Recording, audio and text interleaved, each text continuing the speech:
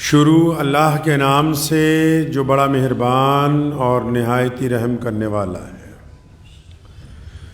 تمام حضرات سورہ فاتحہ اور درود پاک پڑھ لیجئے۔ اعوذ باللہ من الشیطان الرجیم، بسم اللہ الرحمن الرحیم، الحمد للہ رب العالمین، الرحمن الرحیم، مالک یوم الدین، ایاک نعبد و ایاک نستعین، ایاک نعبد و ایاک نستعین، ایاک نعبد وإياك نستعين، اهدنا الصراط المستقيم صراط الذين أنعمت عليهم غير المغضوب عليهم ولا الضالين آمين۔ اللهم صل على محمد وعلى آل محمد كما صليت على إبراهيم وعلى آل إبراهيم إنك حميد مجيد۔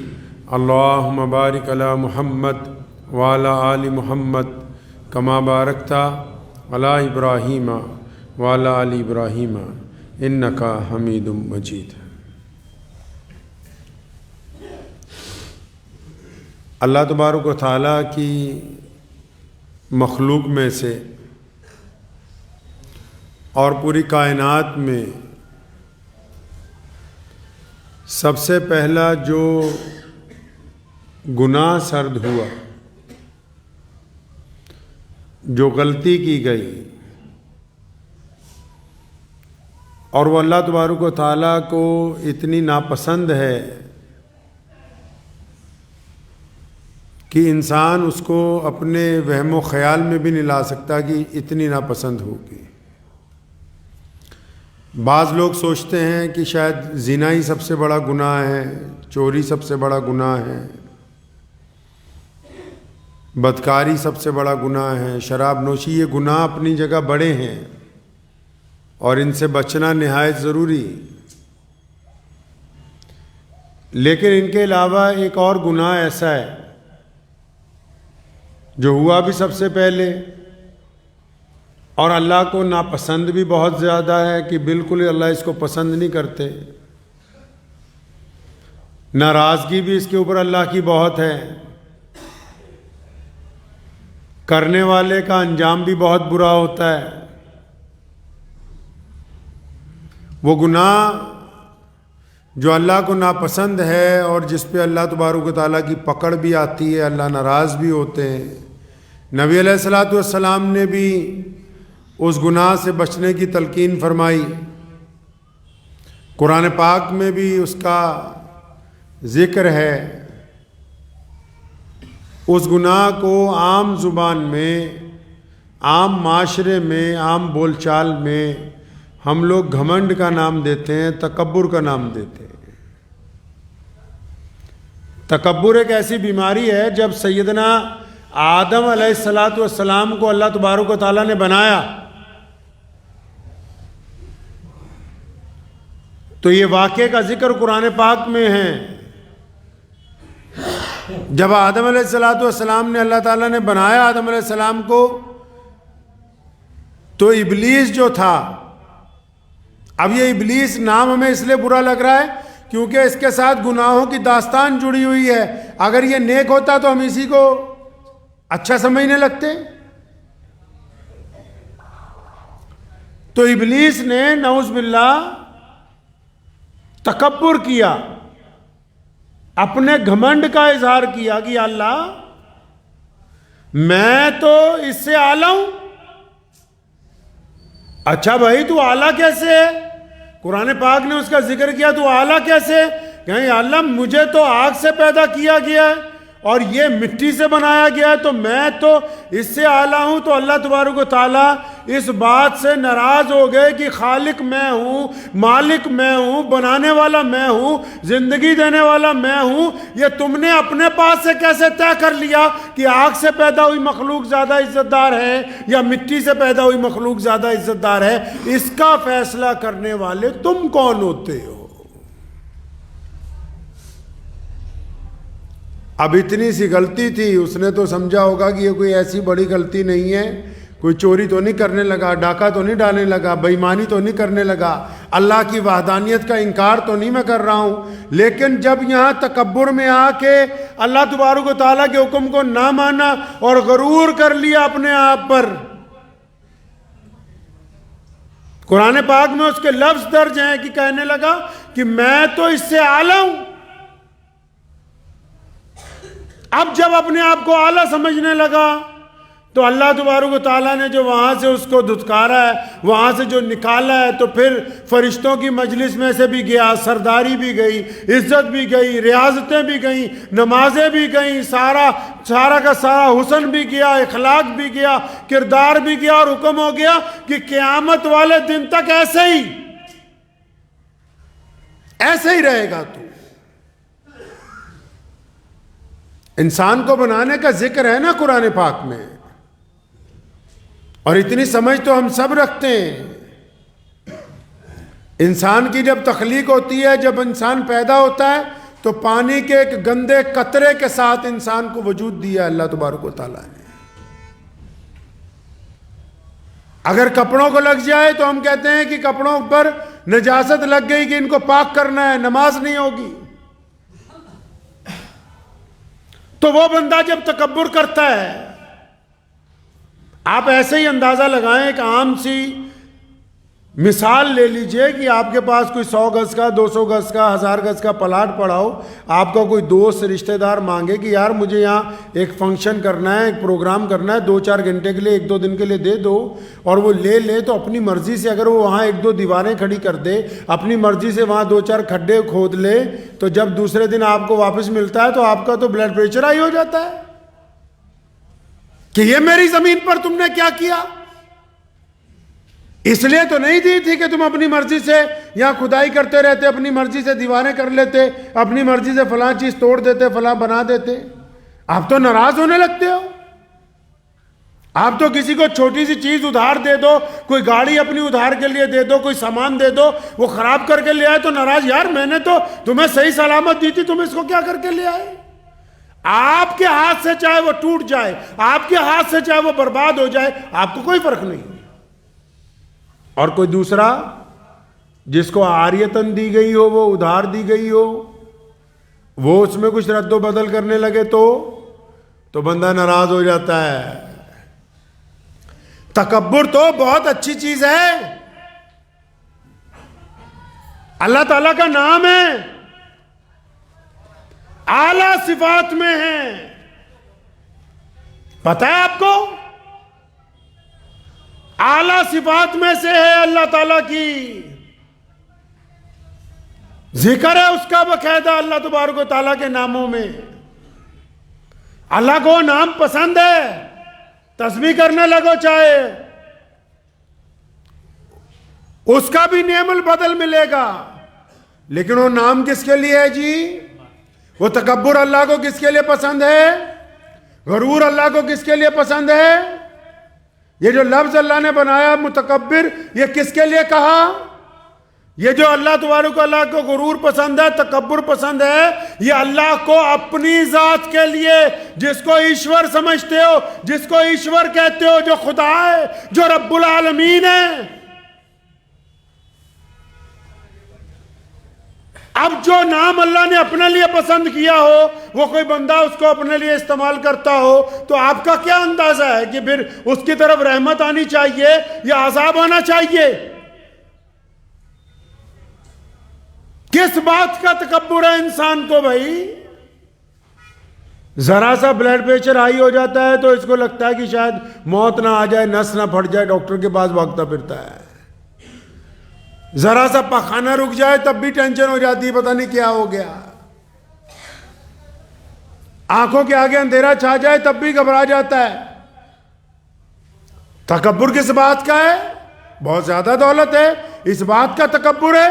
کل تک جن کے پاس بہت زیادہ دولت تھی، آج وہ سڑکوں پر بیٹھے ہوئے بھیک مانگ رہے ہیں. کل تک جن کے پاس بہت زیادہ دولت تھی، آج ان کے محلوں کے کھنڈرات کھڑے ہیں، کوئی وہاں پر ایک وقت میں صفائی کرنے والا نہیں ہے.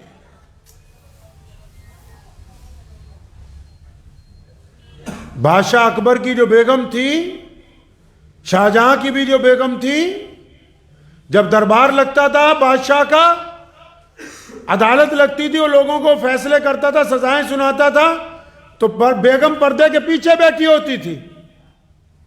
دریائے جہلم کے کنارے اس کا مزار ہے اب بھی، اور وہاں کوئی نہیں ہے، آج ویرانہ ہے، جانور بیٹھے ہوئے ہیں۔ اور اس عورت کی یہ تاریخ ہے کہ اگر بادشاہ نے کہا کہ کسی کو پھانسی دے دو تو اس نے صرف پردے کی کنی پکڑ کے جب ہلاتی تھی تو بادشاہ سمجھ جاتا تھا کہ بیگم اس فیصلے سے ناراض ہو گئی، فوراً قاضی کو کہتا تھا نہیں فیصلہ بدلو، اس کو پھانسی کی بجائے رہا کر دیا جائے۔ جن کے پردے کی کنی ہلانے سے لوگوں کے فیصلے تبدیل ہو جاتے تھے، آج ان کی قبریں جو ہیں ویران پڑی ہیں، وہاں پوچھنے والا کوئی نہیں ہے۔ کس بات کا تکبر؟ کچھ لوگوں کو تکبر ہے کہ ہمارے پاس دولت بہت ہے، کچھ لوگوں کو تکبر ہے کہ ہمارے پاس حکومت ہے، کچھ لوگوں کو تکبر ہے کہ ہم بہت بڑے افسر بن گئے، کچھ لوگوں کو تکبر ہے کہ ہم بہت اعلیٰ عہدے پر بیٹھے، کچھ لوگوں کو تکبر ہے کہ ہم جیسا عالم کوئی نہیں، کچھ کو تکبر ہے کہ ہماری طرح شاید بولتا کوئی نہیں، کچھ لوگوں کو تکبر ہے کہ ہماری طرح حسین کوئی نہیں، کچھ کو تکبر ہے کہ ہماری طرح کوئی پڑھا نہیں سکتا، کئیوں کو تکبر ہے کہ ہماری طرح کسی کے پاس علم کی دولت موجود نہیں، کئیوں کا تکبر ہے کہ ہمارے جیسا کوئی مستری نہیں ہے۔ قبرستان بھرے پڑے ہیں ایسے تکبر کرنے والوں کے ساتھ جو کل تک یہ کہتے تھے کہ ہمارے علاوہ یہ کام کوئی دوسرا کر ہی نہیں سکتا ہے۔ قبرستان بھرے پڑے ہیں۔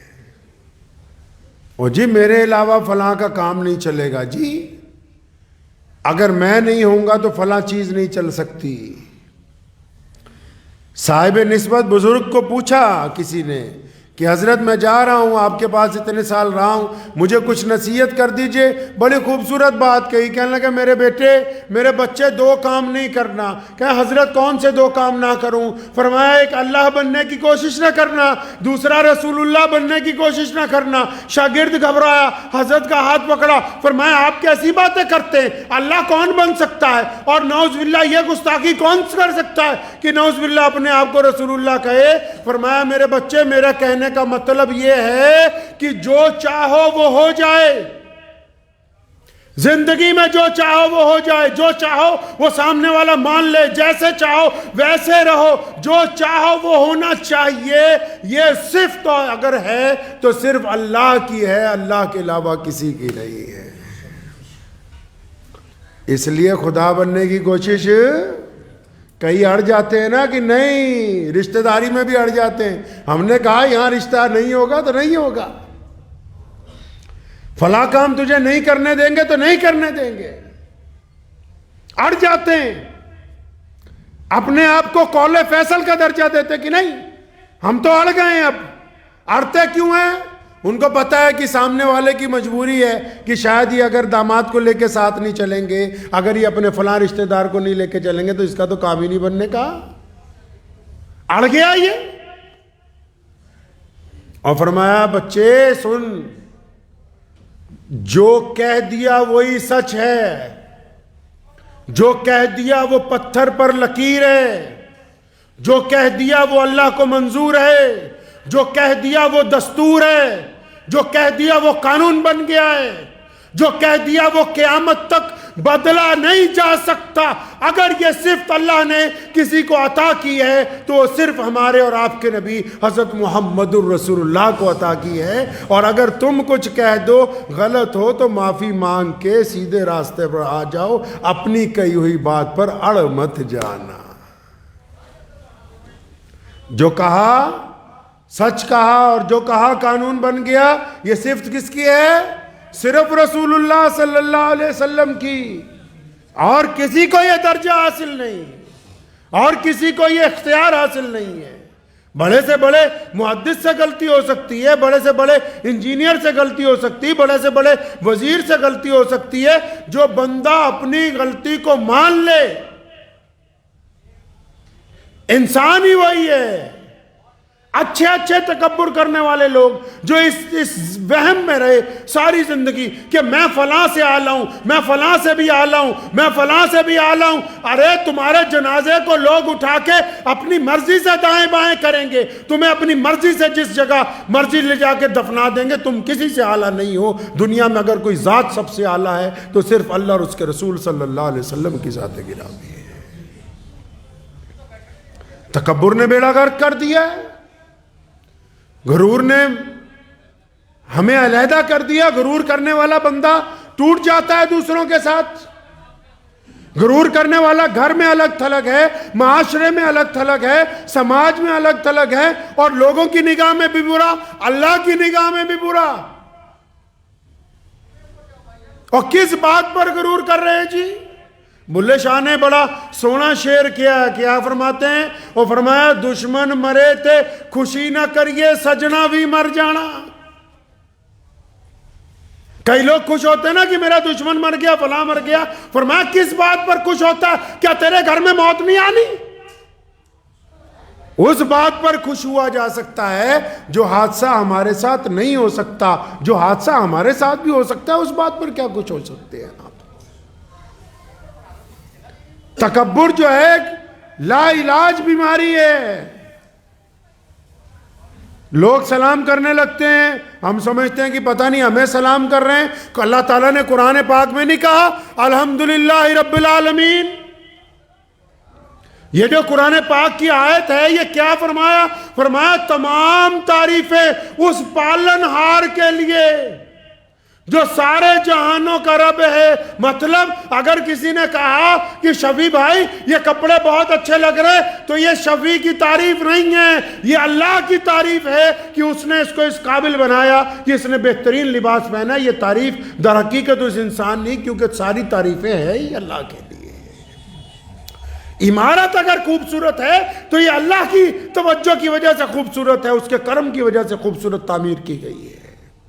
یہ اللہ تبارک و تعالیٰ نے اس مصور کے دماغ میں بات ڈالی، تب یہ فن اترا ہے اس کا اینٹوں کے اوپر، ورنہ یہ اتر نہیں سکتا تھا۔ وہ جب چاہے جس کی چاہے مت نہیں مار دیتا۔ لوگوں کو تو اپنے کپڑے پہننے کی تمیز نہیں رہتی۔ یہ فن تمہیں کس نے دیا کہ تم اچھا بولتے ہو، اچھا کھاتے ہو، اچھا پیتے ہو، بہترین انداز میں اٹھتے ہو، بہترین انداز میں لکھتے ہو، بہترین انداز میں ملتے ہو؟ یہ تمہارا فن نہیں ہے، یہ تمام تعریفیں تو اللہ کے لیے ہیں جس نے سارے جگ کو بنایا ہے۔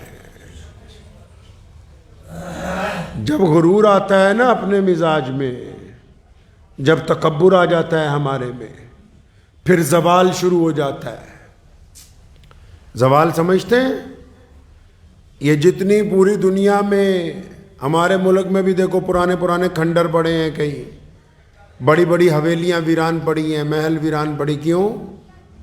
جو ان محلوں میں رہتے تھے نا دماغ میں فتور بھر گیا، اچھا اب ہمارے علاوہ تو کوئی ہے ہی نہیں۔ جب بندے کے پاس جوانی آتی ہو کہ یار میرے علاوہ کون ہے جو اتنا پاور میں ہو؟ دولت مند سوچتا ہے میرے علاوہ کون ہے جس کے پاس اتنا پیسہ ہے؟ عالم سوچتا ہے میرے علاوہ کون ہے جس کے پاس اتنا علم ہے؟ جب دماغ میں فتور آ جاتا ہے نا کہ اچھا میں ہی ہوں سب سے پرفیکٹ بندہ، تو پھر زوال شروع ہو جاتا ہے۔ اللہ کی جو چکی ہے نا خدا کی، وہ بڑی تیز نہیں چلتی، بڑی آہستہ چلتی ہے، لیکن اتنا باریک پیس دیتی ہے کہ پیچھے بچتا کچھ نہیں ہے، کچھ نہیں بچتا پیچھے۔ روٹی کے لالے پڑ جاتے ہیں۔ اقتدار والے دنوں میں اقتدار سے نیچے، نیچے والے اوپر۔ تکبر ایسی بیماری ہے۔ اللہ کو بندہ کون سا پسند ہے؟ اللہ نے جس کو عزت دی ہو، کھانا دیا ہو، کپڑے دیے ہوں، صحت دی ہو، ماں باپ دیے ہوں، کچھ بھی نعمتیں اللہ نے اس کو دی ہوں، تو نعمتوں کے بعد روزانہ جو بندہ اپنے رب کا شکر ادا کرتا ہو، اللہ کو شکر کرنے والا بندہ پسند ہے۔ ناشکری والا بندہ، تکبر کرنے والا بندہ، غرور کرنے والا بندہ، بڑا غرور ہے جی۔ کس بات کا غرور ہے؟ کئی لوگ کہتے ہیں جی ہمارا خاندان بہت بڑا ہے۔ کون سا خاندان بھائی؟ کس خاندان کی بات کرتے ہو؟ آدم علیہ السلام جب کائنات میں آئے، لکھا ہے ان کے بارے میں، خاندان تو ایک ہی ہے۔ آدم علیہ السلام اور اماں حوا کے سے آگے سے جب نسل چلی، اب کچھ لوگوں نے اپنا نام اپنی پہچان کے لیے الگ الگ برادریوں کی شکل میں رکھ لیا۔ اس کا مطلب یہ ہو گیا کہ تم دوسرے پر آ لاؤ۔ میرے کریم نبی کہیے صلی اللہ علیہ وسلم نے فرمایا، کسی گورے کو کسی کالے پر، کسی امیر کو کسی غریب پر کسی عالم کو کسی جاہل پر کوئی فوقیت حاصل نہیں ہے۔ ہاں جی، ہم بہت بڑے خاندان کے ہیں، نوح علیہ السلام کا بیٹا ان کے خاندان کا نہیں تھا؟ قرآن پاک نے کہا تبت یدا ابی لہب وتب، اللہ فرماتے ہیں کہ ابو لہب کے دونوں ہاتھ ٹوٹ جائیں۔ کون ہے ابو لہب؟ محمد رسول اللہ کا چچا لگتا ہے رشتے کے اندر، خاندان میں وہ ہے جس نے رسول اللہ کی روایتوں کو مانا، جس نے اللہ اور اس کے رسول کے حکم کو مانا، ورنہ جو لوگ کل تک اپنے آپ کو محمد رسول اللہ کے رشتہ دار بتاتے تھے، قرآن نے ان کے لیے وحی نازل کر دی کہ خبردار اگر تم میرے کریم رسول کے خلاف بولو گے تو اللہ تبارک و تعالیٰ کو تمہارا وجود اچھا نہیں لگتا ہے۔ ایسے گردن اکڑی ہوئی ہے کہ جی ہمارا تو خاندان ہی بہت بڑا ہے۔ اچھا بھائی، کتنا بڑا خاندان ہے؟ پتہ لگے خاندانی ہوتا کون ہے؟ کیا کسی غریب کے ساتھ ہنس کے ملتے ہو؟ کیا کسی سڑک پر گرے ہوئے کو اٹھا کے اپنی گود میں بٹھا کے لے کے جاتے ہو؟ کیا کسی مسکین کے گھر میں جا کے چھپ کے راشن ڈال کر آتے ہو؟ کیا کسی روتے ہوئے کو ہنساتے ہو؟ پتہ تو لگے کہ اعلیٰ خاندان کی صفات کیا ہوتی ہے۔ جو عقل کے ساتھ لوگوں کو گالیاں دیتے ہوں، جو لوگوں کی بے عزتیاں کرتے ہوں، وہ کسی خاندان کے کوئی فرد کی حیثیت نہیں رکھتے۔ خاندانی وہ ہے جو محمد رسول اللہ کی سنت پر عمل کرتا ہو، جو غریبوں کے ساتھ ہمدردی کا وتیرہ رکھتا ہو، جس کے مزاج میں تکبر نہ ہو، جو لوگوں کے ساتھ لب و لہجے میں جس کے نرمی ہو، جس کو عاجزی پسند ہو، جو چھپ کر اپنے رب کی عبادت کرتا ہو، جو حلال اور حرام میں تمیز کو واضح کرتا ہو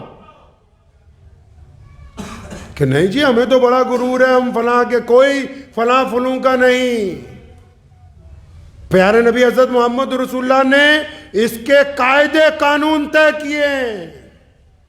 حکم ہوا ہے کہ تکبر کی اسلام میں کوئی جگہ نہیں، لیکن فرمایا ہاں اعمال کے لحاظ سے اللہ کے نزدیک اچھے بن سکتے ہو۔ اچھا بننا گناہ نہیں ہے، بہادر بننا گناہ نہیں ہے، نیک بننا گناہ نہیں ہے، دیانتدار بننا گناہ نہیں ہے۔ فرمایا اللہ کے نزدیک اپنے اعمال کے ذریعے اچھے بن سکتے ہو۔ اعمال کون سے ہیں کہ کچھ نمازیں چھپ کے بھی پڑھتے ہو رات کے اندھیرے میں؟ اعمال کون سے ہیں کہ کسی کو چھپ کر صدقہ بھی کرتے ہو؟ اعمال کون سے ہیں کہ یارو دوستوں کی پیٹھ پیچھے برائی نہ کرتے ہو؟ اعمال کون سے ہیں کہ پڑوسی کے ساتھ ہمدردی کا اظہار کرتے ہو؟ اعمال کون سے ہیں کہ اپنے ماں باپ کی عزت اور احترام کرتے ہو؟ اعمال کون سے ہیں کہ اپنے عزیز و اقارب کے ساتھ بدگمانیاں نہ کرتے ہو؟ اور اگر تمہارے اعمال میں اخلاق کی یہ صفتیں ہی موجود نہیں ہے تو پھر آپ کو یہ غلط فہمی ہے کہ آپ بڑے تکبر کرنے والے خاندانی ہیں۔ آپ دور دور تک کہیں سے کسی خاندان سے تعلق نہیں رکھتے ہیں۔ آپ مزاج میں سے تکبر کو دور کیجئے۔ یاد رکھیے یہ صفت جو ہے اللہ کی ہے۔ کس کی صفت ہے جی؟ یہ اللہ کی صفت ہے۔ یہ تکبر بری چیز نہیں، لیکن یہ صرف اللہ کے لیے۔ اللہ کو یہ بات پسند نہیں ہے کہ اللہ کی زمین پر کوئی اکڑ کر چلے۔ اللہ کو یہ بات نہیں پسند کہ اللہ کی زمین پر اللہ کے بندوں پر کوئی ظلم کرے۔ اللہ کو یہ بات نہیں پسند کہ رب کی زمین ہو، رب کے بندے ہوں اور رب کے بندوں کے اوپر کوئی رب کا ہی بندہ ظلم کرے، زیادتی کرے، گنڈا گردی کرے۔ اس بات کو ذہن نشین کر لیجئے کہ غرور خدا کو پسند نہیں ہے، اور غرور تو اس بات پر کیا جا سکتا ہے نا جو ہمیشہ رہنے والی ہو۔ بھائی کوئی ایک چیز بتاؤ دیکھ کے اپنے آس پاس دھیان سے، جس کے بارے میں آپ کا دل یہ کہتا ہو کہ یار یہ ہمیشہ رہے۔ ہے کچھ ایسا دنیا میں؟ اور اللہ تعالیٰ نے یہ دنیا جب بنائی ہے نا، جو ٹیکنالوجی اللہ تعالیٰ نے بنائی، خدا نے بنائی، اس کا مقابلہ نہیں ہے۔ دیکھو کیا بہترین ٹیکنالوجی بنائی۔ ایک بچہ جب پیدا ہوتا ہے بنا کپڑوں کے پیدا ہوتا ہے، بنا ساز و سامان کے، بنا کسی جائیداد کی ملکیت کے، ساری زندگی کروڑوں روپے کمائے، اربوں روپے کمائے، کوٹھیاں بنائے، محل بنائے، اقتدار کی کرسیوں پر بیٹھ جائے، بڑے بڑے جہاز خرید لے، لیکن جس دن موت آنی ہے اس کی کائنات میں سے ایک چیز نہیں لے کے جا سکتا ساتھ میں، خالی ہاتھ اس کو واپس جانا ہے۔ اس کی ملکیت میں سے ایک چیز نہیں لے جا سکتا، سب یہیں پہ واپس۔ کیا پتا 1000 سال بعد، 100 سال بعد، ابھی 100 سال کے بعد ہم جن گھروں میں رہتے ہیں کون ان گھروں میں رہے گا؟ آپ کو پتا ہے؟ جس دولت پر، جس عہدے پر ہم ناز کرتے ہیں 100 سال بعد یہاں کون ہوگا پتا ہے؟ تو اس لیے اپنے ساتھ کیا جانا ہے؟ معاملہ کس کے ساتھ ہے؟ اپنے رب کے ساتھ۔ کچھ لوگوں کو غلط فہمی ہے کہ مرنے کے بعد زندہ نہیں ہوں گے، تو قرآن پاک نے اس کا مدلل جواب دیا کہ یہ کائنات بنائی کس نے ہے، یہ سارا نظام چل کیسے رہا ہے۔ اللہ کو غرور والے پسند نہیں ہیں۔ نمرود نے کہا تھا نعوذ باللہ کہ میں تمہارے خدا کے خلاف لڑوں گا، اور پھر ایک فوج تیار کی، آسمان کی طرف تیر انداز بھیجے گئے کہ آسمان کی طرف پہاڑی پہ کھڑے ہو کے تیر چلاؤ کہ نعوذ باللہ خدا کو قتل کرنا ہے۔ کیا ہوا پھر؟ کیا ہوا کیا پھر؟ اللہ تبارک و تعالیٰ نے ایک مچھر کو حکم دیا کہ چلو جا کے نمرود کی طبیعت ٹھیک کرو۔ مچھر آیا، نمرود کے ناک میں گھسا، دماغ میں چلا گیا، اپنے سر پر، منہ پر تھپڑ مارتا تھا کہ یہ مچھر مر جائے کسی طرح جو اندر گھس گیا ہے۔ پڑھیے تاریخ کا وہ بادشاہ جو کہتا تھا مجھ سے زیادہ کوئی دولت مند نہیں ہے، جو کہتا تھا مجھے کبھی موت نہیں آ سکتی، جو کہتا تھا میرے پاس سب سے زیادہ اقتدار ہے، جو یہ دعویٰ کرتا تھا کہ نعوذ باللہ میں خدا کو مار دوں گا۔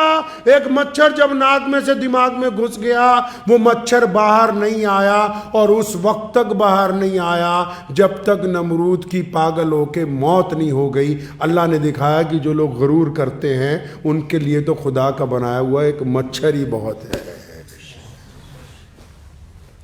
تو یہ بیماری نہیں پالنی ہے انشاءاللہ، ٹھیک ہے انشاءاللہ۔ اپنے کو ہمیشہ نماز پڑھتے ہوئے، اور سب سے بڑا متکبر کون ہے؟ سنو، یہ بھی سنو، سب سے بڑا متکبر کون ہے؟ سب سے بڑا نالائق کون ہے؟ سب سے بڑا بیوقوف کون ہے؟ دولت مند نہیں، حسن والا نہیں، اقتدار پہ بیٹھا ہوا نہیں، کوئی بڑا افسر بھی نہیں، کوئی وزیر بھی نہیں۔